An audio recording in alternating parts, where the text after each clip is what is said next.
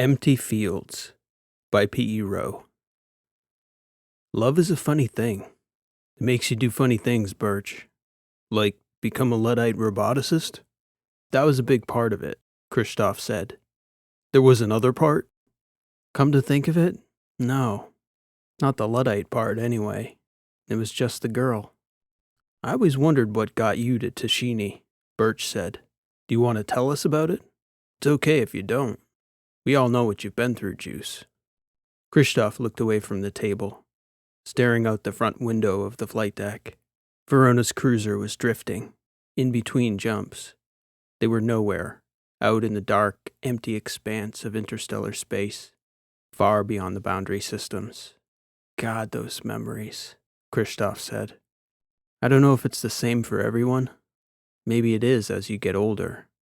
But I don't have any memories that are just pure joy anymore. They're all bittersweet, but the sweetness.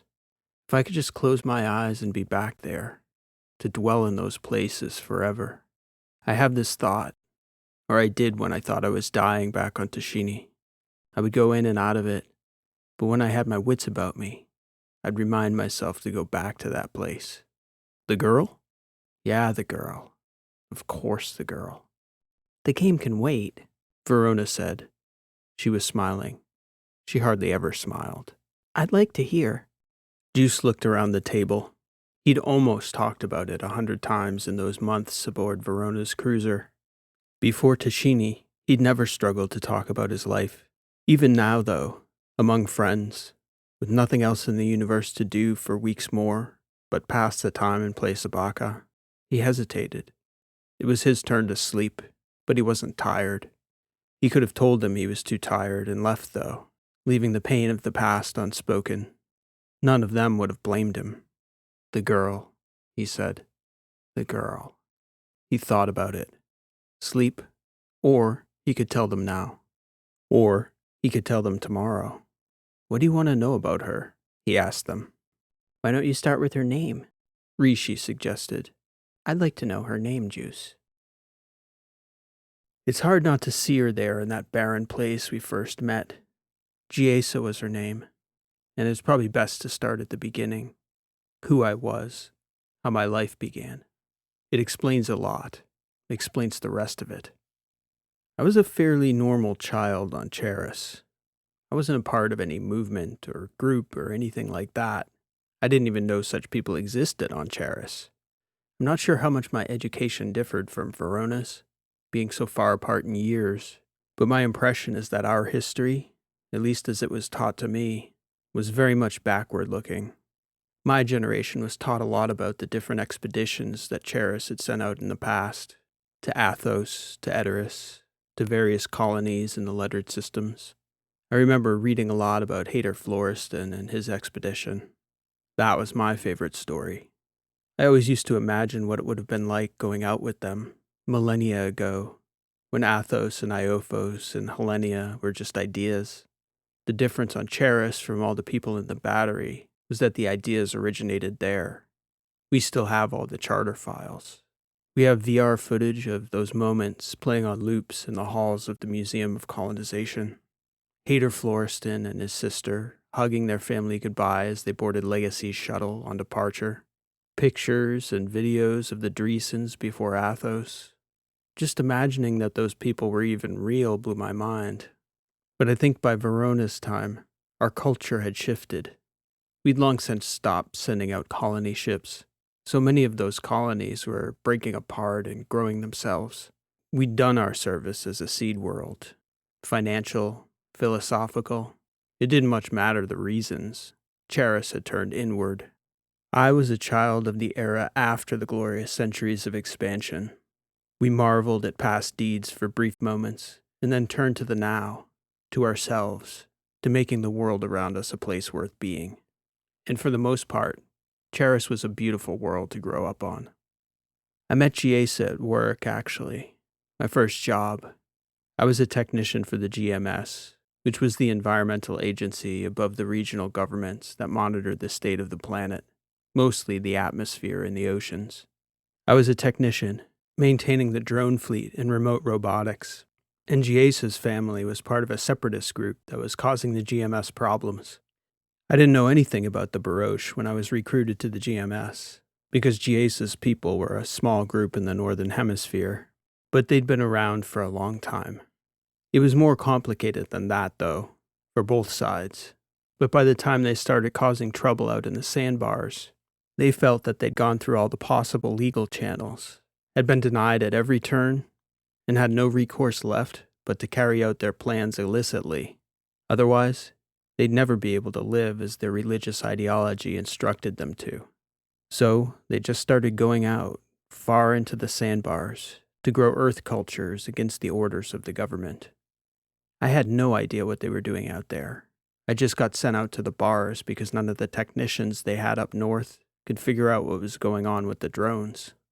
Once they realized this weird religious group was going out into the sandbars, they decided to start monitoring their activity. And they kept finding their drones face down in the sand with no clue why they were malfunctioning. The issue with the malfunction was that the location data would go wonky, so the drones would miscalculate altitude, thinking they were at 100 meters and hit the sand dunes, and the latitude and longitude was thrown off as well. So the technicians would go out to the location they thought their drones had crashed, and the gear would be 100 kilometers away. I knew exactly what was going on the first time I heard it described, but I was very young, 21. So I saw all these older, experienced technicians wondering what was going on with the positioning units, baffled, and I didn't say anything because I was just unsure of myself, I guess. But it was a simple thing, a dirty old racing trick. Except racers were never that overt. They'd give their opponents a bump here and there to gain an advantage, but they'd never crash their opponent's unit because they'd be found out and caught cheating. But a dirty racer would steal a few centimeters here and there, a few microseconds. The Baroche, though, were driving government drones into the sandbars. They didn't care, as long as they could do their work out on the sands unobserved. I saw Giesa the first time I went out there. I tagged a unit with secondary and tertiary location beacons before flying it, so that I didn't have to spend all day recalibrating the signal just to figure out where the drone had gone down. Then I put up a unit and waited for it to get put down. Sure enough, I got a fix on a group of people out in the sands, on the 3rd Northern Bar, and as soon as my unit got within 5 kilometers of them, it went all screwy and went down. And it was giving me a location about 200 kilometers from where I knew the unit was. I flew the shuttle out there to pick up the downed drone, but on the flight out I could see Giesa's people down on the ground, so I decided to land and ask them a few questions. Mind you, I knew exactly what they were doing to mess with the telemetry. I just wanted to see who these people were. Curiosity, you know. I'd read a little bit in the reports about their group, but what they were doing out in those sandbars was a mystery to me. So I land, and it's a family of about 7 people. The mother and father about my parents' age, and 5 kids ranging from a few years older than me down to about 12. And they were all working on this table, dressed in funny clothes, almost like they were in costumes, playing characters from ancient times back on Earth, before people used electricity even.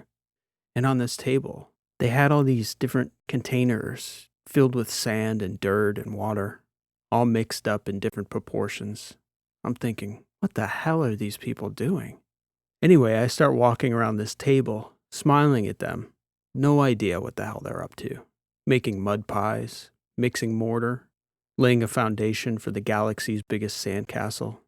Who knows?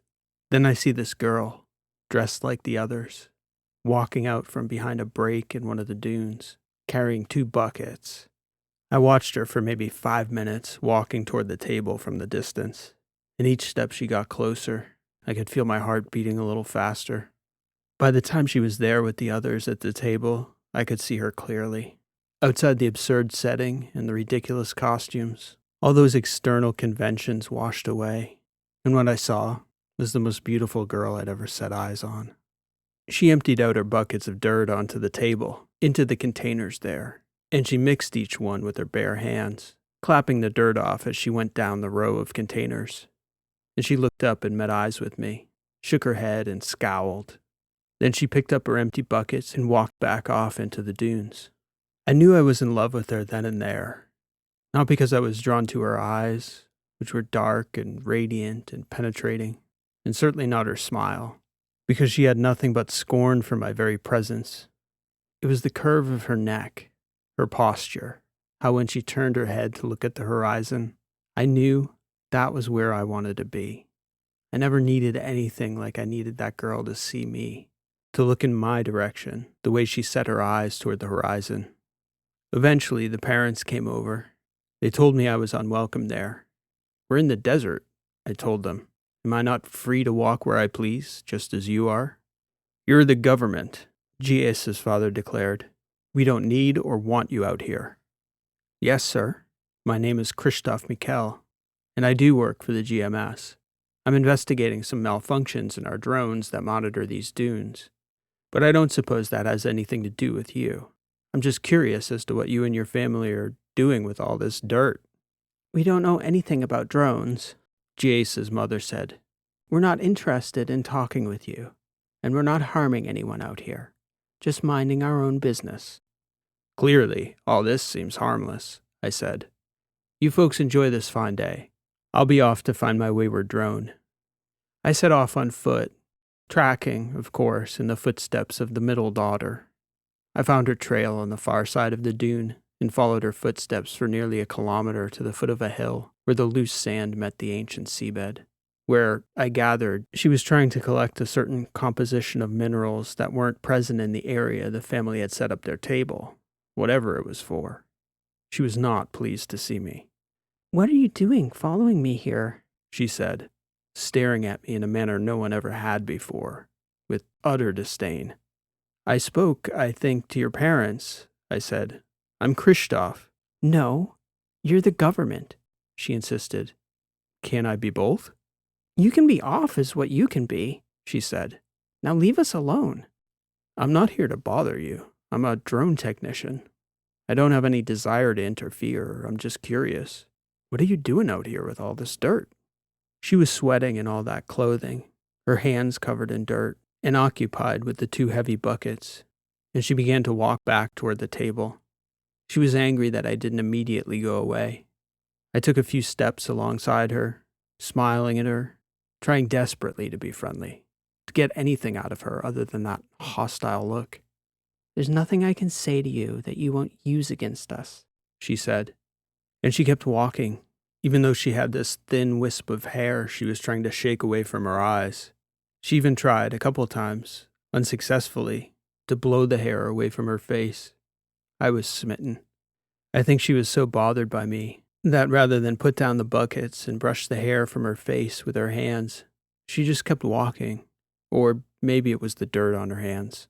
In any case, I stepped in front of her and slowly gestured my intention, waiting for her to tell me to get lost again. But, reluctantly, she turned her head and allowed me to gently brush the hair behind her ear. You're very curious, I told her. Whatever it is you're doing, I wish you luck. Then I smiled at her and walked off in the direction of the downed drone. It's beautiful out here, I shouted to her from a distance as she continued on. Beautiful! My voice carried over the dunes, and I continued into the vast open sands until I came to the GMS drone. I was quickly able to see and diagnose the problem. Nonetheless, when I got back to the hub for the global segment that included the sandbars, I told the supervisor of the station that I thought I could solve the problem with a bit more time. I'm close, I told him. But it's a very complicated issue. A clever sabotage if it is one. And because the other texts they'd sent out were mystified, the supervisor allowed me some leeway in investigating the problem further. So, I kept sending drones over their sites, and each time, the drone would go down exactly as before, and I'd fly out to the site, say hello to the family as courteously as I could, and ask them if they had any idea where my drone was, and what could have happened to it.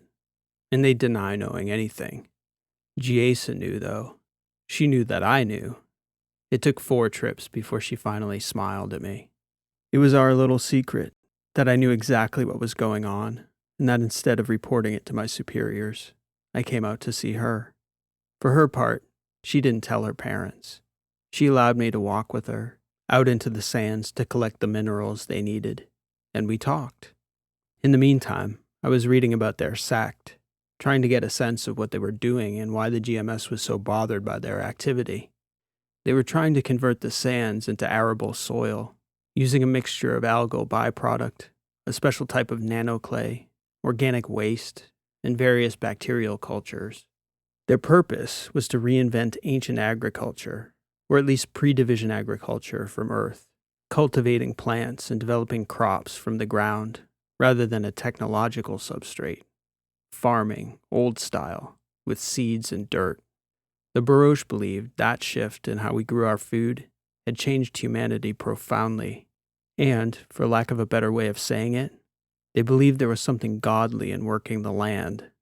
They were religious, and they believed growing their own food from the ground was a way of communing with God. I surely didn't believe that, at least at that point, but I believed fervently in communing with Giesa.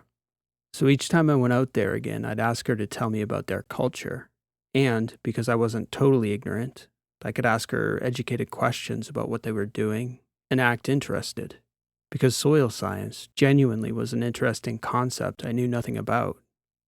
The GMS, though, was adamant about shutting them down, because they were afraid the Baroche would somehow cause a bacterial outbreak that would contaminate the trees, flowers, and grasses that our ancestors had either cultivated there on Charis or brought with them directly from the columns ages before. And our scientists, so they said, were the only ones qualified to manage the delicate balance of bacterial cultures on Charis. They certainly couldn't tolerate a group of rogue Luddites generating soils from sand out in the desert without oversight. I was fascinated by the science of the process, but Giesa was far more interested in the meaning of it all, the godliness of it, connecting with a guiding spirit through the miracle of creation. She liked to tell me about seeds germinating, from the tiniest little pockets of stored energy and genes. From a speck of potential would come entire plants, entire crops, vast fields of greenery. Sometimes in those first few weeks, I struggled to locate her people out in the sandbars. The family were very clever at concealing their location, moving around randomly. Often it would take me so much time in the morning to locate them that I couldn't even get the shuttle out to the site before they'd be gone. After a few weeks, though, Giesa would smile and tell me, "We might be at the Osh bar tomorrow, Christoph. Maybe. There's a chance." "There's a chance I'll have a problem with my drones again tomorrow, Giesa," I'd tell her. "You never know." It was this funny little dance everyone was doing. Her father setting the countermeasures to mess with our frequencies, me flying right into them, Giesa taking longer and longer to come back from the mineral deposits, me going back to my bosses reporting on my progress. And every day, I learned more and more about her people, their struggles, their intentions. It was fun at first, feeling a little rebellious, being so absolutely captivated that I was willing to lose my job, tarnish my reputation, my future prospects. The truth was that I didn't particularly care about that future anymore. I'd been waiting for someone like Giesa to share my real future with. It was like the universe was speaking to me through her, telling me what path I was meant to walk. She pulled at me magnetically, even as all the forces that conspire to steady the trajectory of an entire society were aligned against her pull. I was powerless to resist it. The GMS, as they gathered more information on what the sect was doing, they began to prioritize shutting her people down. The GMS grew terrified of a bacterial outbreak, especially after they got hold of some of the containers Giesa's family had mixed on their tables. Those seemingly innocuous concoctions of dirt, minerals, and water, our scientists claimed, would upset the carefully created balance of life on Charis. Giesa's people, in their seemingly irrational impulse toward an outdated soil-based agriculture, would put the entire population in danger. For my part, though, the more I listened to Giesa on our walks, the more I understood their ideology.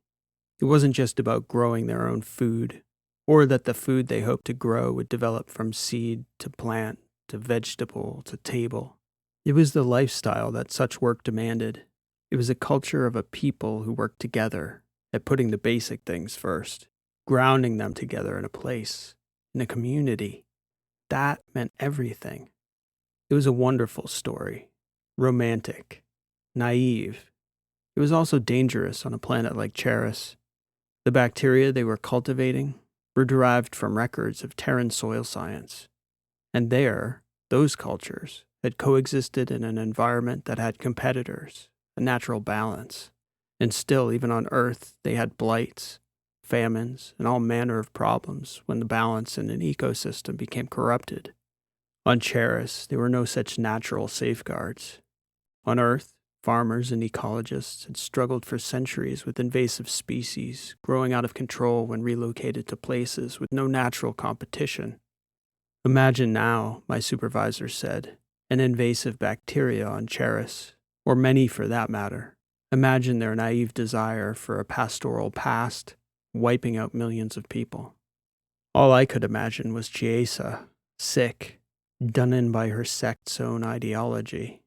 And still, I couldn't bear to be a part of destroying their dream. Or at least, I couldn't bear the thought of Jason knowing I'd helped to kill it. I knew I couldn't continue to exist on both sides. Eventually, my superiors would catch on that I knew more than I was reporting. I also couldn't quit outright, not without some serious questions being asked of me about my motivations for leaving government service. In either case, I was going to betray one side or the other. I chose to betray the government. No matter what I did, I knew the government would never love me, and I'd never love them. I could live with being a dissident if I had love in my life. I couldn't have lived without Giesa, or at least I didn't want to live a life without her. The next time I flew out to the sands, we walked together, and I told Giesa I loved her. And she told me there was no way she could love anyone who worked for the government. That's when I told her that I'd known all along exactly what they were doing to the drones, that I'd never reported them, and I never would. I also told her I'd quit my post in a heartbeat if she said the word. She smiled and told me, "Don't quit your post, Krzysztof Mikkel, not if you don't believe. I could never marry an unbeliever." I could tell immediately it was her way of telling me what I needed to do. I told her then and there I would learn their ways. I would learn to believe. I asked her if I could adopt their religion, and she told me that was impossible if I didn't believe in God. "But surely it's possible to learn to believe," I asked her. She shrugged. "I think you either do or you don't. It's something you know in your heart." "I believe you could teach me," I told her. "I'm willing to learn, to try." She brought me to her father. We walked back together that day, holding hands, with a bucket each in our free hand. Her siblings looked shocked when we returned like that. Her parents didn't. Her father wore the stern look of a skeptical protector. Her mother, though, barely suppressed a smile. "So, Giesa comes back to us, hand in hand with the government," her father said. "What shall we do about that?" "Krzysztof doesn't wish to work for the government anymore," Giesa told him. "He wants to learn our ways." Her father looked around and gestured to the tables. "Clearly, we don't even know our ways yet, daughter. We are just learning ourselves." "Maybe there's something we can learn from Krzysztof then." "Maybe so," Giesa's mother said. "What do you think you can share with us, Krzysztof?" "First, I can tell you that as soon as I quit, you're going to have to get a lot better at concealing your drone countermeasures. I can help you with that. I know our frequencies, and I know how our units communicate and navigate." "Perhaps if he helped us with that, we could teach him our faith," Giesa suggested. "Perhaps," her father said. "We should think more on it. Nothing can be decided today." But they did decide something that day. They decided not to reject me outright. They decided to find me a teacher, and they decided to allow me to continue seeing their daughter, even as I maintained my post at the GMS. I suppose I officially became a dissident that day, sneaking information back to Giesa and their people in order to keep them steps ahead of the GMS. In truth, though, I'd already become a dissident from that first moment I'd set eyes on Giesa and decided not to report them. Each step forward was a continuation of the journey that had begun that first day, that first look. Giesa's family found me a teacher among their sect, an aging woman from Senluk, who'd moved to the periphery of the northern sands to be close to the people in the sect. She taught many of the school-aged children about the sect's traditions. She would give me files and files to read, and she would ask me to watch historical accounts of religions on Earth. Jace's people believed in a single God. Not a God, they would say, just God, the God. I likened my lessons to a colorblind person who'd grown up with colorblind parents in a colorblind society, meeting people who could see in color. My lessons with Mrs. Herrig were a bit like that, an attempt to get me to see the universe in their kind of color. God is red, God is blue, God is inside me and you. She'd always taught kids, Mrs. Herrig, and she struggled to turn off that aspect of her teaching persona. I quickly learned what I needed to say so that they'd allow me to continue seeing Giesa, that I was learning the particulars and that I was beginning to believe. I genuinely tried. I didn't want to lie to Giesa about it the way I'd deceived the government about the baroche. I didn't think I could deceive Giesa even if I'd wanted to, and I didn't try. But she never asked me outright, "Do you believe, Christoph? Do you believe?" I think maybe she was afraid to know the real answer. Or maybe she believed that over time I would learn to see the universe in color. I pledged myself to learning their ways for nearly 8 months before they allowed me to be baptized in their faith. Before they let me proceed with the rite, I was called before a group of elders, with Jace's family as witnesses. And, as I understood it, I was to be asked about the faith. Most of the questions were about their beliefs, the tenets, the philosophical underpinnings. It was more like a test in my engineering classes than any examination of my own beliefs. Then, after all this was finished, the chief elder of the faith declared that there was one final question. He asked me, "Christoph, can you tell me how you know that God exists?" I hadn't pondered that question at all. Again, I was still colorblind, utterly faithless, but still I knew what to say. I answered in a single sentence, "Elder Strickler, I know God exists, because Giesa does." "That is the totality of your answer, Christoph Michael?" He probed further. "What more need I know than that?" Perhaps it was the correct thing to say, or perhaps it was the conviction with which I'd said it. The community celebrated my baptism with the same joy a family celebrates the birth of a child. They bathed me in water and declared that I was born anew, and the entire community held a feast. Shortly after the rite, I moved closer to their community, to a city called Origi on the northern shores of the inland harbor of the northern continent. My family, my parents and grandparents, aunts, uncles, and cousins, they were all baffled by the move. It had been generations since a Mikel had moved from the borough our ancestors had established millennia before, since the age of colonization, when several of our distant ancestors had gone out into the battery aboard colonial charters. Since then, all of Charis had settled, ossified into their family enclaves. No new outgrowth of families seemed permitted than new bacteria. I had a good position and decent prospects, they thought. Why, then, would I throw that away by moving away from the capital? I didn't tell them about Giesa. I intended to break the news to them in stages, one shock at a time. A shift in geography, a change of profession, a lovely new girlfriend, who, by the way, adheres to an unconventional faith. And yes, I have adopted it. I told Giesa those were the stages she needed to walk through with my family, as I'd walked through the many stages with her family and community to find acceptance.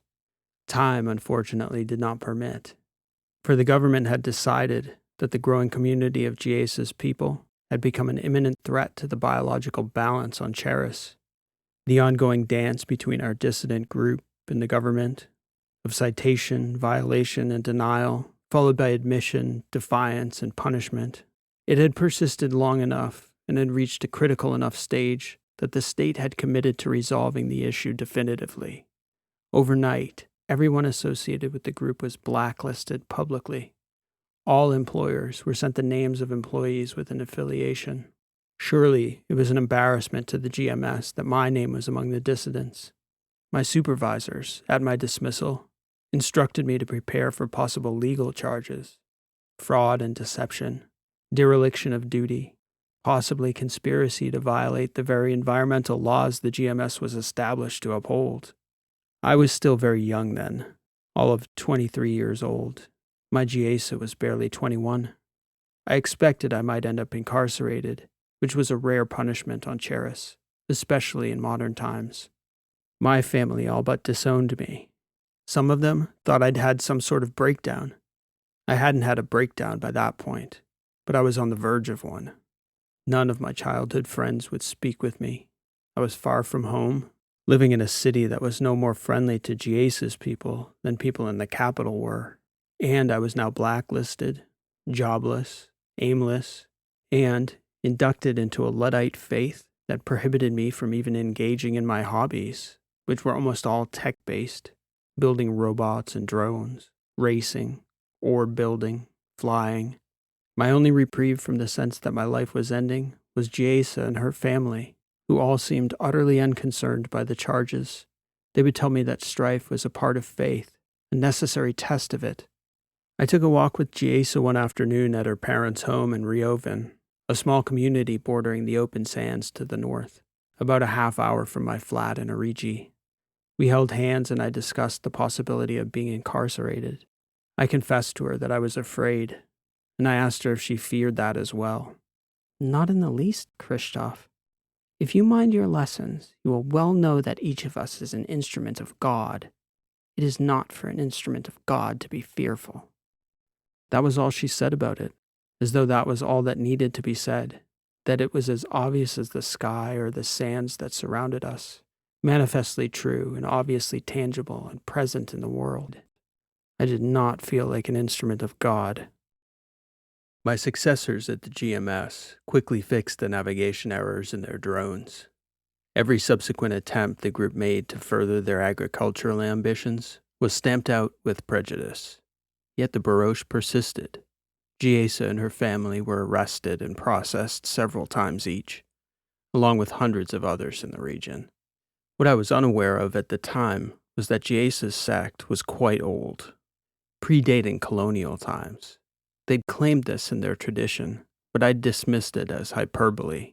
Stories, really. Because I'd never heard of their group in the colonial histories, I had assumed they'd merely adopted those stories as a way to lend gravitas to their religious claims.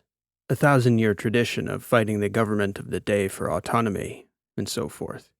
And in the history of the colonial era, there was no mention of a charter for religious separatists. GASA's father claimed there had been 13, one of which, in their people's records, belonged to them, a barouche exodus. He claimed they were already far out beyond the battery colonies somewhere. The government knew, they just didn't teach it. Admitting as much would encourage more people to adopt dissenting lifestyles. In the high levels of the government, he claimed, this was well known. I tried to find information on such an expedition in the colonial archives. It didn't even occur to me that the government would hide such things. It is strange how different the world I lived in was from the one I believed I lived in. Not only was it true, but the government had a number they considered tolerable. The critical mass was 80,000. We'd already reached that threshold, unbeknownst to us, and the government had registered the barouche at that critical level, targeted us for ostracism, and sent to the colonies for transport. I was awaiting trial, very much in fear of the outcome, when word came through channels in the community that Charis would prefer, in their words, to offload the barouche to a planet called Tashini, where a large community had been settled hundreds of years earlier. They told our elders of the planet's simple lifestyle in the very same words our community's doctrine spelled out as the ideal. Agriculture, an absence of modern technology, vast empty fields waiting to be claimed and cultivated. For GASA's family, this outcome was preferable to fighting the government to remediate the sandbars of the northern hemisphere on Charis. That had always been unrealistic. Then, to my shock, the ships appeared. I could hardly believe it was true. A secret so blatant and big. I returned to the capital to discuss what was happening with my parents, who reluctantly agreed to meet with me. They thought I was insane. No one else was discussing ships, only the regular routes between Charis and Athos. Certainly there were no colony ships anymore. Those days had gone past centuries prior. Everyone but the baroche and the government ministers in the know were fully in denial. What was happening before everyone's eyes was not happening, not to be seen, not to be discussed. With the trial looming, I chose to see, though. What choice was there for me, really? Stay? Watch from Charis as the love of my life flew off to another world without me? Stand trial? Serve a long sentence, only to return to a society that had nothing but contempt for a young man who turned his back on his own way of life? Or I could marry Giesa and start a life with her on a new world. The very same adventure generations of Charons had spent their school years reading and daydreaming about. We would be colonists again, witness the universe from the surface of a new world, a settled world, a quiet frontier. Such joy was with us on our wedding day. 3 days before we would leave Charis forever, we recited our vows in the old tradition. Many young couples like us were married that Sunday morning in a group ceremony, sealing our lifelong unions before the long transit to our new world. Afterwards, Giesa and I spent 2 of our final 3 days in the capital with my parents. We were all filled with so many inexplicable emotions: sadness at our parting, a pride born of nostalgia for the past era of colonization, while at the same time there was the shame of what I'd done to take my place as such a colonist. My mother and father asked if someday they could come and visit. Of course, Giesa and I were supportive. Yet, with a nearly 15-month transit to Tashini, I knew it was unlikely they'd ever come see us. Somehow, I knew I'd see Charis again, even though all the mechanisms of my life told me I was leaving forever.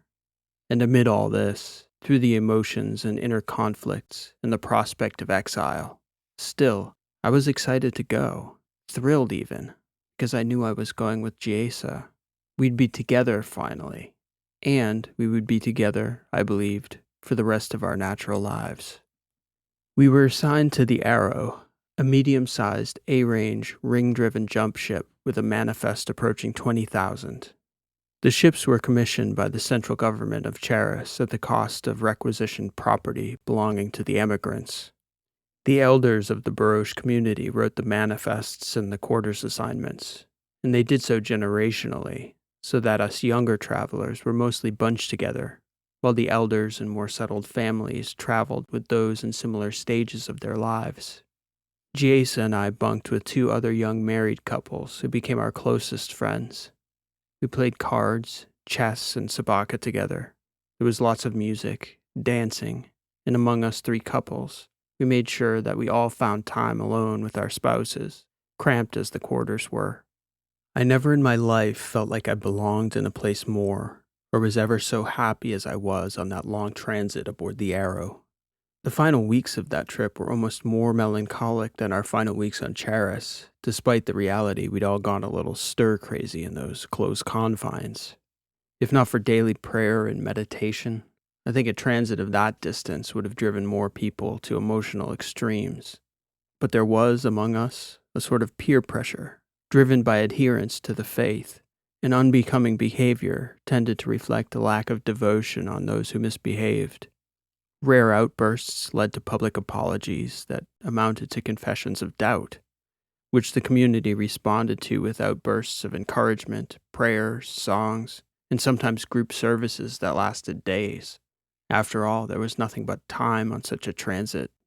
Then, one day, our 3 ships arrived in orbit over Tashini, a little pink planet of red rocks and rolling hills. And there, on the plains, quite unnatural looking from the height of orbit, were these open green patches, fields of agricultural progress centuries in the making, all the work of our baroche predecessors. There was no spaceport, no space elevator, no magnificent megastructures on the surface. Tashini was the humble little colony one might imagine would be built by a society of baroche purists in exile. Giesa and I were assigned a town in the northern valley, not quite on the outskirts of settled lands where our people, the new arrivals, were most densely concentrated. Our fellow travelers, cabin mates from the Arrow, all got bunched into the same little village, so we had a small community of our own from the outset. It was in that same valley, over 2 decades later, that Birch and Rishi and the rest of our crew found and rescued me from Tashini's Armageddon. I wish I could tell you that our life on Tashini was like our months aboard the Arrow, but love is much more complicated than that.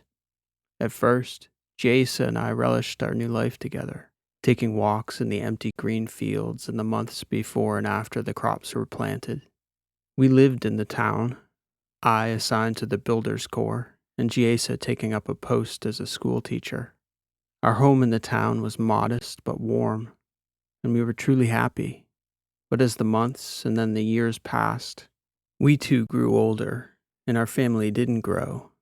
And being who we were and where we were, there was little we could do but pray and accept that the hardest things to accept were a part of God's will as well.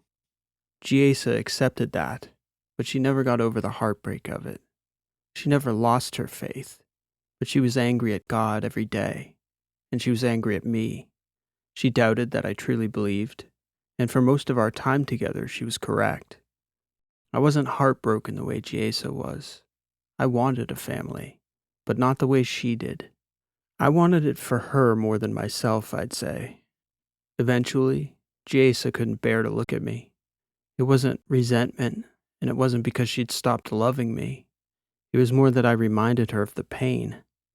She moved to an enclave to the west of our village, where a few of her siblings had settled, far enough that it was difficult for me to visit. We'd been apart for nearly 7 years by the time the world ended, and, of course, the only thing I could think about in those final days, apart from somehow finding a way to survive, was Jaisa, where she was, who she was with, whether there was anyone to comfort her, to protect her. All those weeks before you showed up, Birch, I had long talks with myself about the choices I'd made to bring me to Tashini, and I had long conversations with God. I wasn't ever scared, though. Not really. Not after I escaped the initial wave of destruction. It was like I'd died already. Died every day I sensed Jaisa drifting apart from me and had no way to pull myself back to her. In those moments of solitude, as I was starving to death, her words all those years before would come drifting back to me. It is not for an instrument of God to be fearful. And I would always think, some instrument you are, Christoph. Some instrument. And most days, then, I still didn't believe, no matter how much I tried, no matter how much I wanted to. Talking all day to a God I wasn't sure was even there. Christoph drifted off to those memories, almost forgetting that he'd been talking, telling his companions the story of how he'd crossed their paths so improbably. Birch, Rishi, and Verona waited politely in silence, expecting Christoph to continue, but he didn't. He'd gotten lost somewhere in that place. "Do you believe now?" Verona asked him after that long pause. "Or maybe I should ask, what do you believe now, Christoph?" "I suppose that if I were making a case, there's good evidence for both sides," he said, turning his eyes back toward the group. "It's easy to think, having witnessed the death of an entire world, an entire society of believers, reverent people, devoted people, it would be very easy to make the case that whatever God they believed in was not there for them. Yet the egoist in me has no choice but to wonder, has God saved me, of all those people, for some purpose? Because here I sit, having witnessed the things I've witnessed, and I can't help but wonder, am I God's instrument? And if so, what notes am I supposed to play in the grand symphony? I think about things like that from time to time, but I'm not sure what I believe." "I think about similar things," Rishi declared. "In this war, millions of people in my situation died on their ships, breathless, frozen in the cold of space. I was on the Yankee that one day, with the one AI clone in the galaxy that knew how to save me, and did. Could that have been coincidence?" Birch nodded. "Most guys like me, who got blasted the way I did once, aren't kicking anymore. I got blasted twice, and I'm still here, albeit with replacement parts, but I'm here, and sure, so many others aren't." "The thing is," Christoph said, "I can make a rational case, but it's just like love, I think. There's no need for rationalizing if you do believe. And there's no amount of rationalizing that can make a skeptic believe if they don't. Just like you can't talk someone into loving a person they don't. They couldn't even talk themselves into it. It would just be self-deception. I do know this, though. We are here together, against odds that are so impossibly minuscule, it's fruitless to try to calculate. And I do believe we serve a purpose. And I will serve that purpose, for I do believe that I am an instrument of something greater than myself. And I do not fear. My heart knows love as well as it knows pain. And I know that I'm meant to carry both across the universe with me, wherever my story ends. Verona smiled and put up a finger. I have something for this, she said. She undid her waist strap and retreated to the port hallway just outside the flight deck's entrance. She never quite fully disappeared from sight, her feet floating in the entryway as Rishi, Birch, and Kristoff watched quietly, smiling, wondering what Verona was fetching from the storage cabinets outside the foredeck quarters. Then suddenly, she flipped back over, looked back toward Birch, and floated a full 0G shot glass his way. "What's this?" Birch asked, inspecting the glass. "A Thosian whiskey," Verona answered. "Rishi, would you join us?" "Just a little," she replied. "It can't hurt my body, but I'm afraid it will be wasted on me." "Not a waste," Verona insisted, her head disappearing around the corner again. A few moments later, she peeked around the corner once more and tossed one half-full glass to Rishi and then one full glass to Kristoff. Then she flew in and pulled herself back to her seat again, glass in hand. "To Giesa," Verona said once she was settled. "And her people. Kristoff's people." Everyone raised their glasses. "God's people," Kristoff added. "The Baroche of Charis and Tashini. Humble dissidents, and forever a part of us all." Empty Fields. This has been an original story written and read by P.E. Rowe. Thank you for listening, and I hope you enjoyed this story. I'd also like to thank everyone who voted in last month's story topic poll. Today's topic, Dissident Space Cultures, was the winner. But for those of you who voted for the runner-up, Space Pets, I'll definitely have that in the next poll coming up soon. If you're new to the channel and would like to vote on future story topics, you can find them on the channel's community tab, where I try to hold a topic poll every month or two. If you've got a story topic that you'd love to see become a story on the channel, please let me know in the comments below. If you'd like to be notified when a new poll or story goes live, you can do so by subscribing and clicking on the notification bell. This will also help to support the channel. I do my best to put out the best possible sci-fi story I can every week with the goal of reaching as wide an audience as possible, and would sure appreciate your subscription if you haven't already. There are also links to my bookstore and support pages in the description as well if you're inclined to support the channel directly. Every little bit helps, is appreciated, and goes to keep more content like today's coming. Next week, we'll be back with the latest installment in the Misfits series, episode 13. If you can't wait till then, there's plenty more stories to explore on the channel's homepage and on my website, rowelit.com. Thanks for joining us for this month's audience-selected topic. Much more to come soon. This has been P.E. Rowe, and I hope to see you next time.